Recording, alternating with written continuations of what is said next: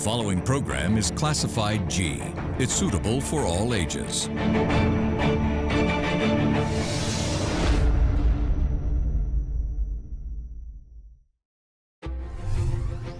Tonight, we discuss the legal framework that governs financial crimes within our country.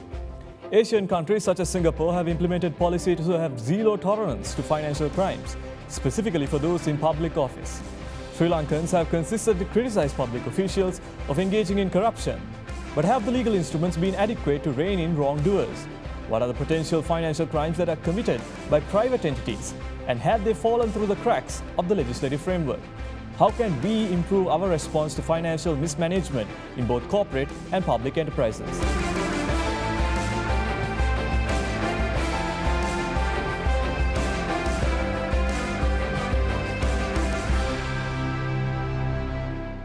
Welcome to Law, Land and Liberty. We are keeping with the promise of bringing in a contemporary legal topic and breaking it down for our viewers. Now, the topic we have for today is something that we have touched on certain other programs, but today we are going to get into the main segments, the fundamentals, and that is with regards to the financial crimes and the legislative framework behind it. To discuss this, we have with us an individual who has been within this program once before and who has massive experience in this specific field, Attorney-At-Law Aparrajitha Ariyadasa. Thank you so much, madam, for joining us once again. She is the senior partner at ATD Legal Associates. She has completed her PhD on cyber terrorism. She's a lecturer and she is one of the most accounted for, one of the most quoted research individuals within our country. So a lot to discuss within today's program. As usual, what we do for the benefit of our viewers is we give a breakdown of the segment so that everyone can follow where we are heading with this discussion. Firstly, we are going to talk a bit about the laws governing money laundering. Secondly, a bit about crimes related to electronic transactions. Thirdly, about market manipulation and embezzlement. And finally, on the remedies available for financial crime. Hello, my name is Navami Ranasinghe and I just completed my A-levels. My question is on money laundering. What are the laws in Sri Lanka that are used to address issues related to money laundering? All right, let's get into the discussion portion of today's program. Once again, thank you, Ms. Aparrajitha, for joining us. So the first segment, we particularly took money laundering because we have separate acts that have been dedicated to it. We have a massive portion of laws that consider money laundering. And if we can start off, as you take the question of financial crimes in general, Ms. Aparrajitha, I want to keep it general for you and ask you, what are the key acts that we need to look at? What do you see when we look at the term financial crimes? Yeah, when it comes to financial crimes means crimes which is happening with regard to finance. Yeah. Or financial institutions. Right. So when it comes to financial crime, of course, like there are a lot of things. There may be, money laundering, it may be fraud, it may be theft, whatever, misappropriation or whatever. But when it comes to money laundering, when you take the meaning of it, yeah. Money laundering, you wash the dirty money in public. So, and the sources aren't too clear of where the money originated from. Yeah, probably yes, yes. Yeah. So when it comes to internet and all, it has become a real challenge nowadays. Now, as per the Investopedia, the definition of money laundering is the illegal process of making large amount of money generated by criminal activity, right, such as drug trafficking, terrorist funding, so on and so forth. Whatever the money comes from illicit sources is a laundering of money. But unfortunately in Sri Lanka, there are innocent people who don't know the repercussions of it and they get into trouble. As an example, there were a lot of incidences. The relatives, right, or the brother or the sibling or the father, he's in another country, he has obtained bitcoins, right, and from Sri Lanka, the Bitcoin buyers, they have deposited money in the bank accounts of the relatives, right, right, without knowing, without making them aware. So likewise, there are a lot of things happen in Sri Lanka, in all over the world as well. So we have to be very careful about this because financial crimes unit is very alert. Yeah, yeah. This right? Is, financial crimes. Now, if you could give us an elaboration there, since we brought up that topic, people are aware of the intelligence unit that is prevalent within the central bank of the country. Then they would also go to the police in general to make claims with regards to financial crimes. Setting aside money laundering for a brief moment, where are the key authorities that we need to look at, Ms. Aparrajitha, when it comes to the topic of financial crimes? Yeah, it's the Anti-Money Laundering Act. Right. So Anti-Money Laundering Act is dealing with this money laundering. It's specifically made because in order to prevent this terrorist financing. So we have to look into that, and there are a couple of enactments. Like even Computer Crimes Act, because money, since the internet is there and it is open to the whole world, it has become very very difficult to limit financial crimes to one particular enactment. Right. So it's a scattered legislation, and we have to pick and choose where it is. Even Security Exchange Commission Act deals with insider dealing and all. So there are a whole heap of acts. It all depends on the scenario of the case. Even Computer Crimes Act, Data Privacy Act, all deals with all these. Right. I think that is an area that you are quite an expert on, which is why we want to dedicate a separate segment on it, which is on electronic transactions. And the previous time you were here, we were capable of talking a bit about data privacy and the electronic aspect of it. Ms. Aparrajitha, if we can just touch on the concept of terrorist financing now. When we look over the legislature, we see that there are a number of acts that have been brought forward to generally what one would understand is the source of these funds have to be is a key point of contention. What are the other things that are really discussed within these enactments, primarily with regards to either the acts pertaining to terrorist financing or for money laundering? What are the key features there? Yeah, they all discuss about the laundering of money, how the people or organizations, they have to prove, they have to show the source of where money comes. Yeah. As long as you can prove the source and prove that it is not illicit, you can actually get away from that. But the problem is, if somebody deposits money in your bank without your consent, what will happen? Right. So that is a problem. And also privacy theft. Yeah. In some countries, or even in Sri Lanka, there are a lot of computer crimes happen for laundering of money. Right. So these type of things, like if when it comes to terrorist financing, if a terrorist organization hack your bank account, what will happen? So there are a lot of things with regard to this issue to address. So it all depends on the scenario, as I told you. So when we go on discussing this, you will understand more on this. Yeah. If we could just touch on that within our first segment, maybe as a final question here, I want to ask you, what are the key before we go into remedies? I wanted to ask you about the aspects that you believe require some form of reform. Because I think that is an aspect that you have focused on quite some time, to bring in new legislature compared to maybe Europe or maybe other countries that are dealing with data privacy, theft, and all that, which is quite relevant to money laundering. Where do you believe that there are certain vacuums that we need to look at? Vacuums in the sense, by now we have, my feeling is that there's a wholesome legislation, but the problem is with regard to social media fraud, there has to be regulations and monitoring processes. The problem is now the social media is the main vector, yeah. which is used by these fraudulent, the thieves. So what they do is that they, actually this is called charity laundering. They have a charity organization. Right. They will have a page and they will ask for money for charity. So there are a lot of things like that. And also sometimes they will, publish this gift is yours. Right. So collect your gift. likewise. So there are a lot of things.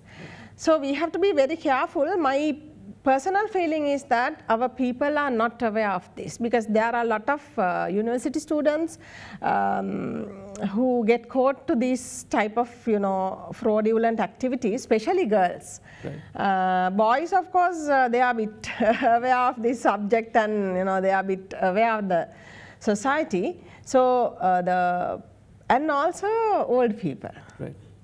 Because they are new to technology and new to these trends. Yes, they are very new. Even people at our age. Actually, very recently, my husband sent me a WhatsApp message.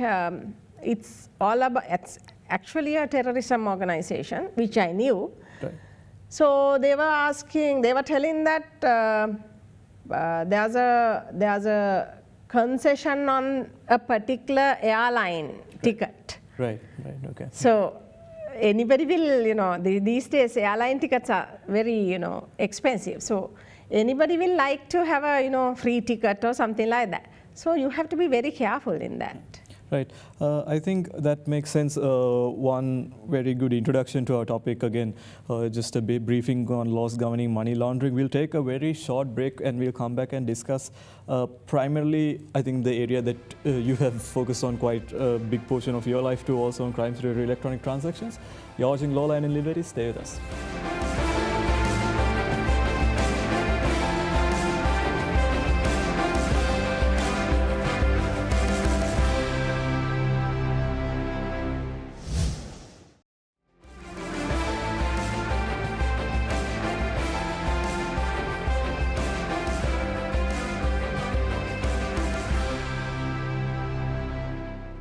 Hello, my name is Vishma Silva and I'm a law student. My question is related to crimes done through electronic transactions.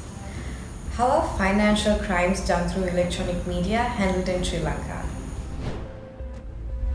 Welcome back to Law, Land and Liberty. We are in conversation with Attorney-At-Law Aparrajitha Ariyadasa. Ms. Ariyadasa, now the question of crimes related to electronic transactions. Primarily, for anyone who visits this area would understand, we are moving towards that electronic field in finances, even maybe in the future towards even 100%. And now with the rise of cryptocurrencies, which is something that that I really want to ask you about. There's a novel experience to all Sri Lankans, even to us, who we have seen the trends, but when it comes to engaging with it, it's quite new. We'll start off with what are the key frameworks, key legislation that are there as frameworks in place to protect people or to identify thieves or for law enforcement to enforce certain legislation. Because a lot of the layman that watches this program would have questions. Okay, now if it's a transnational crime between countries, if the money's origin is somewhere else, then clearly we don't have any incentive. Is that the case, or what are your thoughts on that? No, that is a wrong perception, because as I told you, Computer Crimes Act with regard to all these, computer crimes, it is there. It's an extraterritorial act, right. But Money Laundering Act is not an extraterritorial act, but it specifically mentioned about the extradition law. So it is there, and Data Privacy Act, it is extraterritorial act, and Payments, Devices and Fraud Act, right. Penal Code. So there are a lot of criminal acts in Sri Lanka. So the thing is, like, when you identify and when you investigate, that is a bit of a problem, because for cyber investigations you have to have the specialized cyber forensic officers. But still, we are savvy with the knowledge, right. But the problem is the perception of the people and also the awareness of people. As an example, today there was a huge argument with a girl, because I was in a group. There was this charity organization. She has put she has opened a Facebook account. Right. Her name is so-and-so. Yeah. So she has not put any credential in that. She specifically mentions to protect children and women, right. Deposit some money or something like that, something similar to that. Okay. So I got that message in the group. So I said, I was getting ready for this. So I told, you have to be very careful. This may be a spam. Yeah. So she got really offended. Actually, I didn't know the specific person who sent. It was in circulation. Right. So she came to, for a fight with me. I said, look here, you have to be very careful, so on and so forth. So even innocent people, since they don't know there's a law, what her argument was that, she said, I'm doing a good thing, but why are you saying that it's illegal? Right. It's not illegal, but you have to do it in a legal way. Yeah. So that's the main problem. I don't say that there are gaps. Anyway, in any law there are gaps, but you don't see huge loopholes. Right.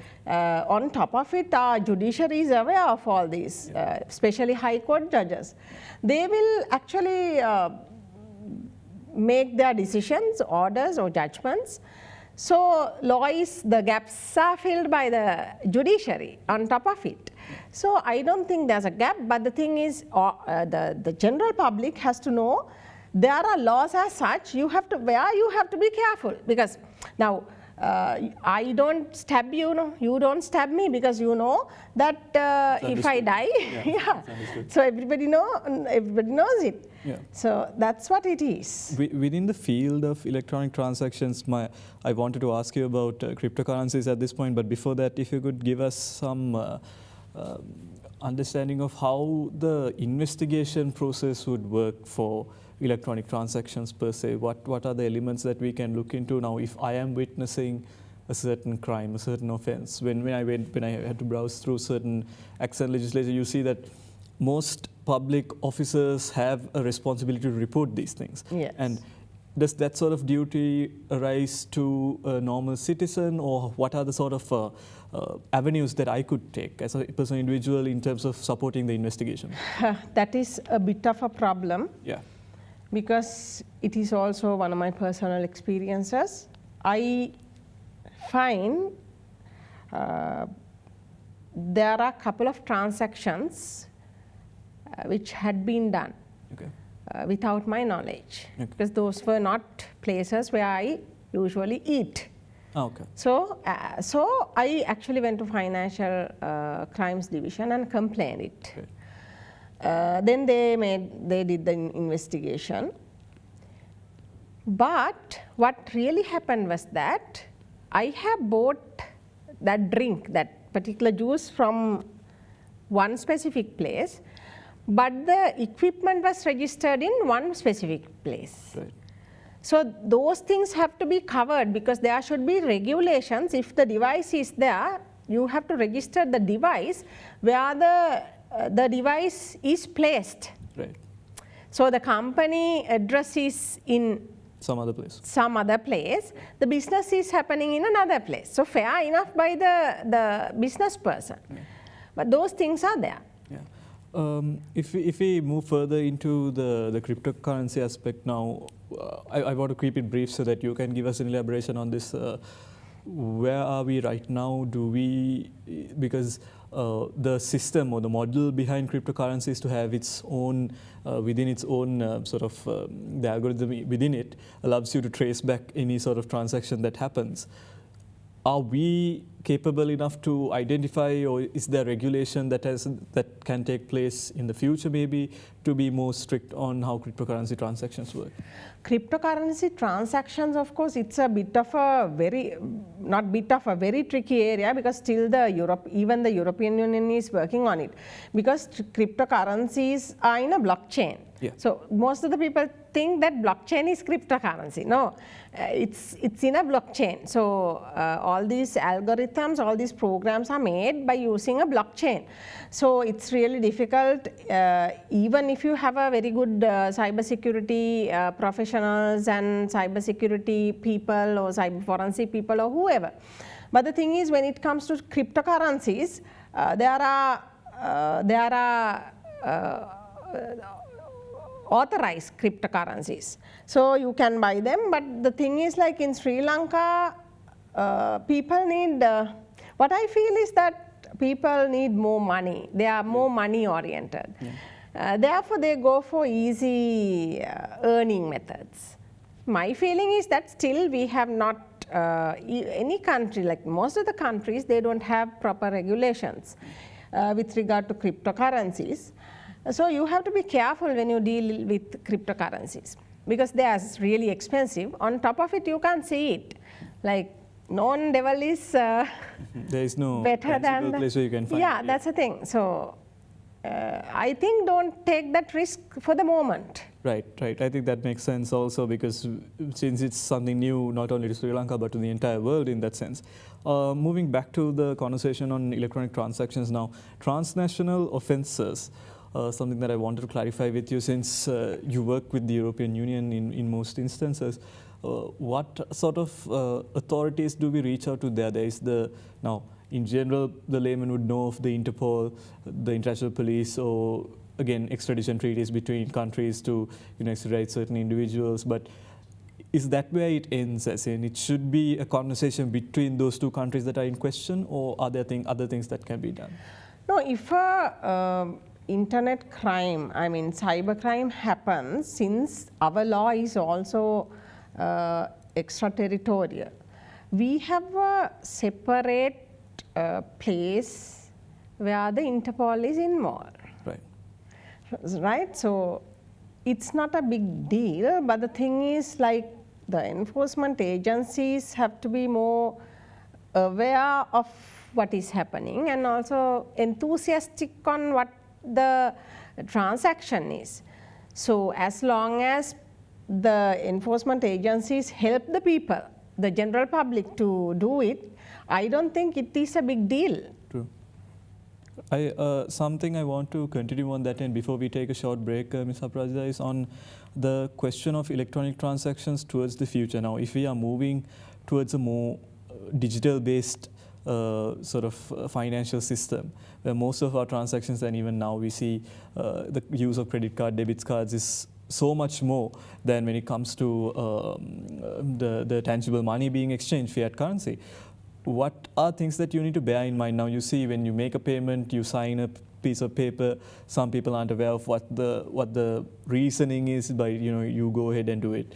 You try to deposit some money. I believe the amount is 200,000. If it's above that threshold, the government or the specific ATM in this instance will question you about where the source is.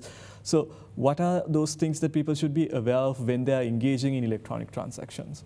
Actually, first, I want to give you some heads up on what are the things happening. Yeah. What are the fraudulent things happening, financial crime happening in the internet. Now, when it comes to credit cards, hacking into bank and credit card frauds are there. So, there are things called mobile banking Trojans. True. They are actually fake apps. So if my bank is XYZ, a hacker can use the same the appearance of the website and also the app. Okay. So you have to be very careful about these mobile banking Trojans, because you can't properly identify it. Right. It's just like counterfeits of intellectual property, just like that. Same app is there in the App Store. Right. So you have to be very careful when you download the apps. Just see the reviews. So reviews are the best way to identify whether this is a fraudulent app or not. If it is a Sri Lankan bank, of course, just get the authenticity of the bank, because what I do is that I tell the bank to get me the app. Right, right. And also you can go through the website. Okay. So as an example, I don't use the app. My bank is XYZ. Yeah. So I don't use the banking app. I use the website straight away, and that directs you there. That directs you there. And also, there are fake websites also. So, same like the bank. You would mirror their service. Yeah. Yes, so you just get the authenticity from the bank, and also change your password. If you are using internet banking, change your password every other day or even every day. If you change your password, and also when you use passwords, don't use your birthday. Right. Birthday is one of the main, birthday, telephone number, don't use them. Like use something very weird, with symbols and all. Right. And also the best way is to have the three-factor verification. Even your email address, there are a lot of phishing attacks. Right. Smishing attacks. Smishing attacks means attacks from the via SMSs. Right. So you get an SMS saying that your bank account is seized. Right. So anybody will get panicked. Panicked, yeah. Yeah. So the people have to be careful. Actually, awareness is the main element of this. Right. I think that is specifically why we are doing the program also, because awareness in this field is quite required. We'll take a very short break. You're watching Law, and Liberty. Stay with us.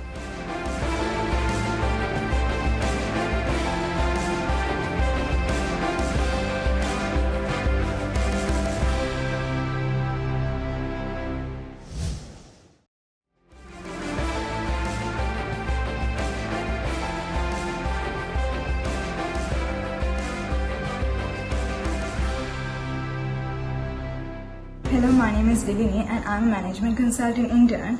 My question is about market manipulation and embezzlement. What are the provisions for market manipulation and embezzlement in the Sri Lankan legal system? Welcome back to Law, Land and Liberty. We are in conversation with Attorney-At-Law Aparrajitha Ariyadasa.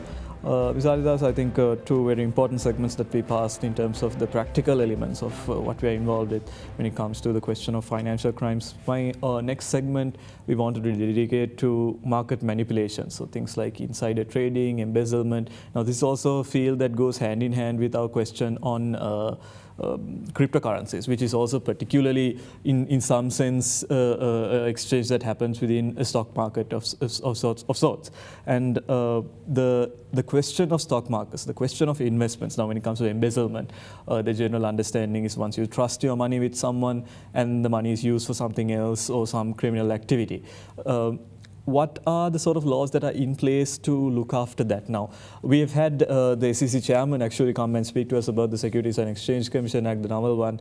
But apart from that, are there other things that we need to be aware of? What are the other key elements? Yeah, when it comes to market manipulation, of course, we talk about insider dealing. And when you talk about market manipulation, when someone artificially impacts the supply or demand of a security. For example, causing stock prices to rise or fall dramatically and spreading false and misleading information on that, so on and so forth. So when it comes to market manipulation, Security Exchange Commission is there, Commission Act is there.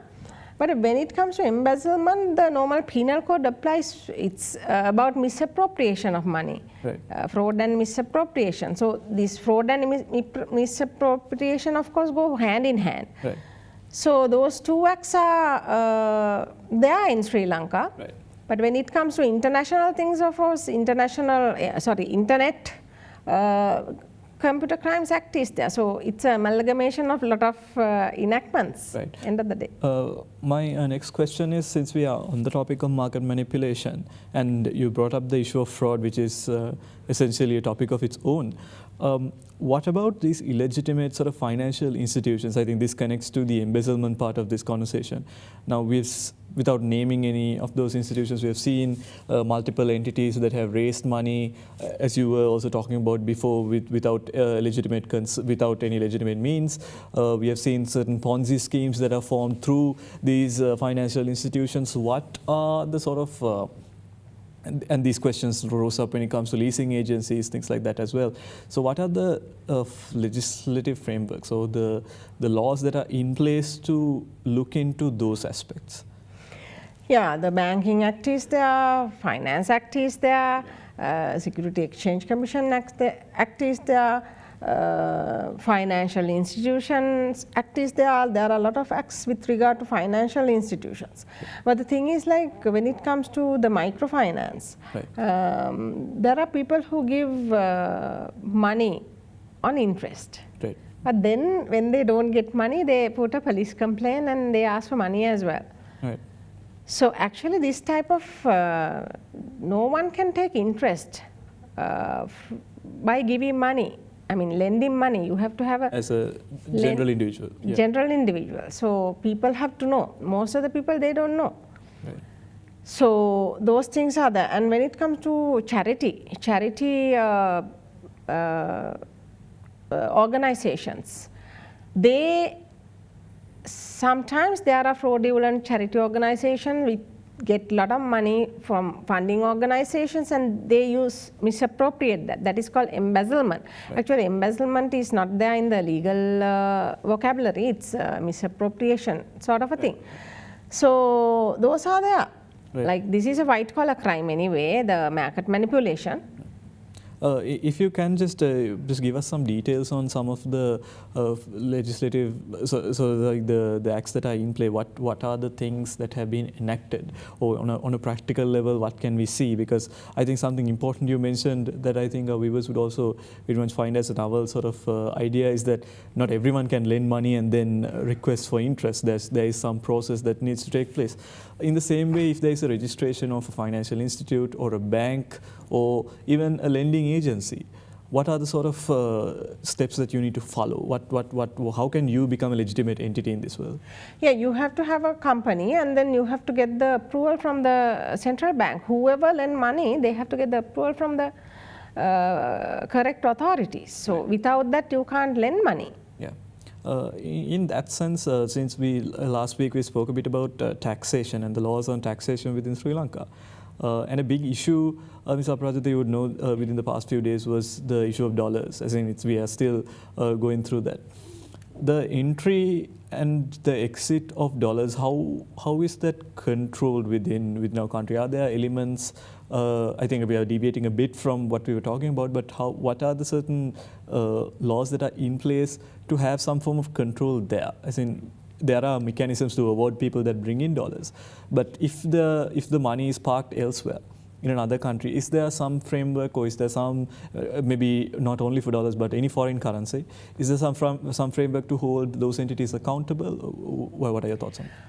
You mean about money laundering or what? Yeah, in general, money laundering, I think I'm referring more to the other systems where money comes in, like the Undial system or the Hawala system, where there is not the legitimate way of maybe sending in foreign currency. What are your thoughts on that in general? What are the laws that are? Yeah, it is Money Laundering Act actually. Yeah. It is not, you can't prove where it comes from. Yeah. So as an example, can you remember there was this guy who got arrested for keeping $50,000 with him. Yeah.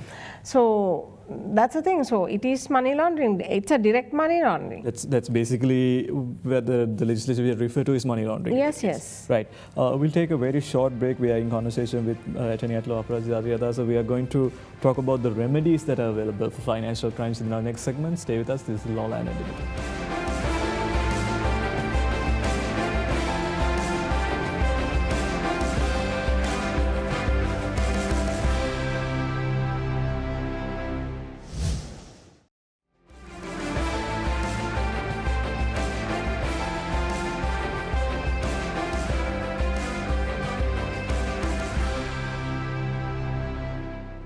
Let's take a look at how the law has worked in our land.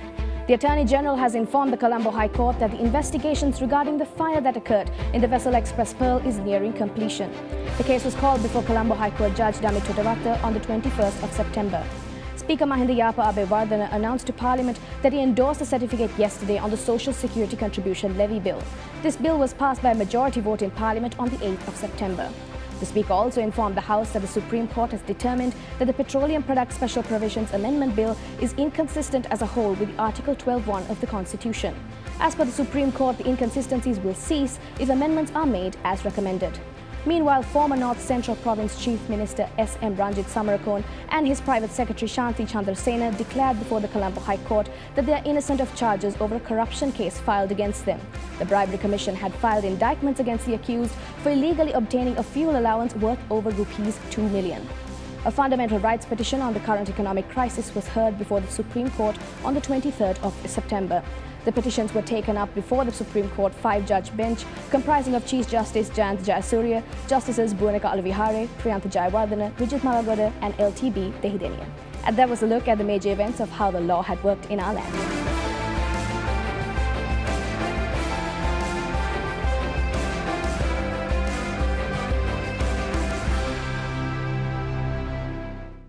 My name is Reynal and I am a student of medicine. My question is about remedies available for financial crime. What are the key remedies and penalties available for the financial crimes occurring in Sri Lanka? Welcome back to Law, Land and Liberty. We are in conversation with Attorney-At-Law Aparrajitha Ariyadasa, and this is our last segment.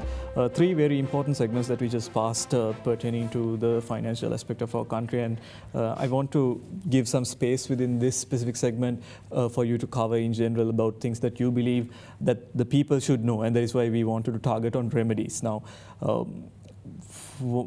logic behind, okay, if the money is put in the electronic space, that's it.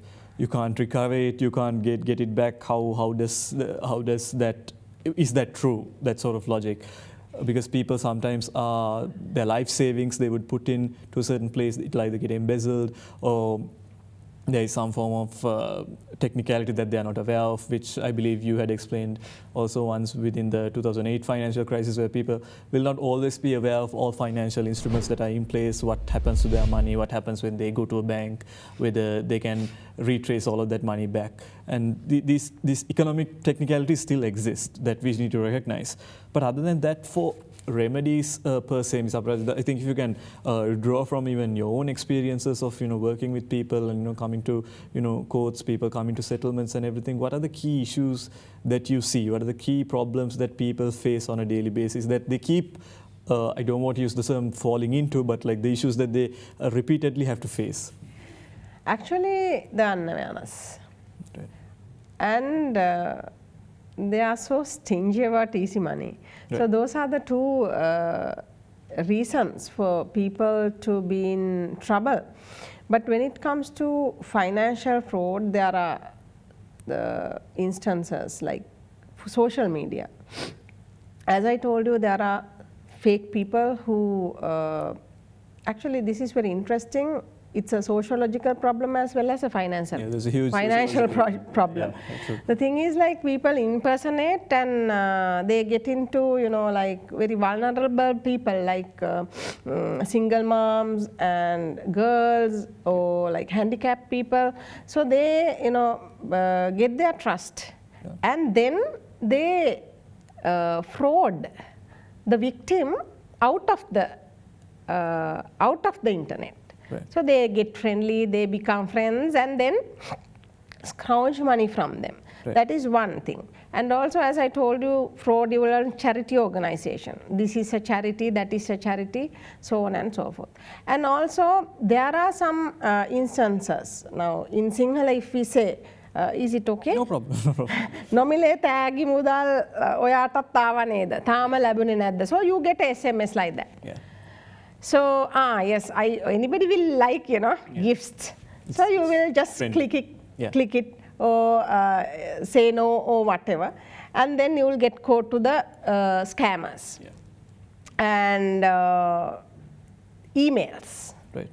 They will, the scammers will impersonate. They will copy the real mail address. Actually, I got a mail like that from one of my professors. I'm in trouble. Please deposit. Actually, he went abroad from Sri Lanka. So actually, if I didn't know about these scams, I had definitely deposited money because it's his own account. So there are a whole heap of things happens, and also man-in-the-middle attacks. It is one of the most dangerous cyber attacks. Man-in-the-middle attack means you have a fake website. Okay. And you you have the same website at the bank, and the personal information is used. So you give all the information in that sense. I think you have been very, strict on this issue of personal information being given on the public, on cyberspace. But Ms. Aparrajitha, now, still people have to do their general dealings when it comes to, finances. They have to, go about with their own workloads. What sort of things should they be aware of in terms of the legal rights that are bestowed on them? Now, people still get scammed. Now, I think the email would be reduced to a certain extent because people have moved to more other social media networks like Facebook or even things like even mobile networks. What are things that they should bear in mind? What is the information that someone cannot request from you? What information can only be requested by specific authorities? I think if people are aware of that, it'll cater well to how they do their finance. Yes, actually, it is also a thing happened to me. Right. One of the e-commerce vendors. Actually, you have to be extra careful with these e-commerce things. Actually, we have the Data Privacy Act, but still, you have to be careful. Prevention is better than cure. So I got a parcel from ABC e-commerce company. So the driver asked the national identity card from me. Right. So I said, look here, I won't give. Then he said, no, you have to give, this is the policy. I said, look here, take the gift, I don't want. Then what happened was, luckily, this particular international e-commerce company, I know them. They know me, actually. So I called them, I said, who gave you this opinion? Why are you all collecting identity card numbers? Yeah. So you straight away ask, if somebody asks the identity card number, phone number, of course, it's all over. Like with COVID and all, your personal identities, it is actually, even with COVID, we were supposed to write our identity card number. Actually, I personally wrote a wrong number. And also the phone number I didn't write. It's just a book, you write, which is with the security guard. So what is the, there's no accountability. No accountability, nothing. So you straight away tell, why do you want it? And if possible, if you give your personal details, at least you have a note that you gave this to this person. And also now these insurance companies, they call you, and how they stalk you, like always calling us. So that is not done, actually. All these. What are the remedies there, Ms. Aparrajitha? Because those are things that people face on a daily basis. If they are aware of things that are they allowed to keep calling you on certain things? What are the laws there? You just blast them. Stalking is not actually offense in Sri Lanka. So, but in other countries, stalking is an offense. You can't call like that. You have to, get an appointment, or like you can't. You have to refer the person. But these institutions also have to know about the privacy laws and privacy about other people. So they also can't use the numbers or the names for their marketing purposes. It's illegal. True. Actually, with this, with the enactment of this data privacy law, of course, they will have a lot of problems, actually. Right. As a final question before we end our program, what are the general thoughts you would give now? You did speak to us about unawareness, something that has been plaguing our society. You spoke to us about why we should be careful with our data, specifically when it comes to dealing with our finances. As a general outlook, what are the remedies that you believe people should be made aware of? What is the sort of advice that you would give to people when engaging with any sort of financial transaction in the future? Yeah, when it comes to financial transactions, always you have to have your privacy. Yeah. Second thing, when you get the verifications, be careful. Just ask from the bank whether you all have sent me a mail, you all have sent me because it's just a matter of phone call, right? True. So just get the acknowledgement, and also When it comes to passwords, try to change your password all the time. And also when it comes to electronic transactions, you have to have this three-way authentication and change the password daily basis. Right. That is the best thing. If you actually, it is the crime is very low if you change the password daily basis. Right. As a final sort of question, where do you think we are heading towards that direction in our legislature? If we, in a very short way, if you could answer, are we going towards becoming a more aware society based on your experiences? No, not at all. So society is very much unaware of all this. Colombo, of course, they know, but still they don't know. There's much more work to be done, isn't it? Yeah, lot of work. Thank you so much, Ms. Aparrajitha Ariyadasa, once again, for joining us on our program. I think a lot of important details, a lot of new information that we were not aware of that you have shed some light on. Senior partner at ATD Legal Associates, she's a lecturer. She has completed her cyberterrorism PhD. She's one of the most well-renowned researchers within this field as well. Thank you so much for sharing all this with us. Welcome. All right. The focus on financial crime and corruption has been a key point of concern, particularly for countries looking to move away from developing to developed, such as Sri Lanka. Former Prime Minister of Singapore, Lee Kuan Yew, was famous for his strong stances on anti-corruption. He had once stated, "We were sickened by the greed, corruption, and decadence of many Asian leaders. We had a deep sense of mission to establish a clean and effective government. When we took the oath of office in June 1959, we all wore white shirts and white slacks to symbolize purity and honesty in our personal behavior and public life." That is all from us here at Law, Land and Liberty. If you had missed today's program, you can rewatch the entire episode on our YouTube channel, youtube.com/Derana English. Join us again next week as we break down a contemporary legal topic. I'm Danidru Tanwasa. Have a great night.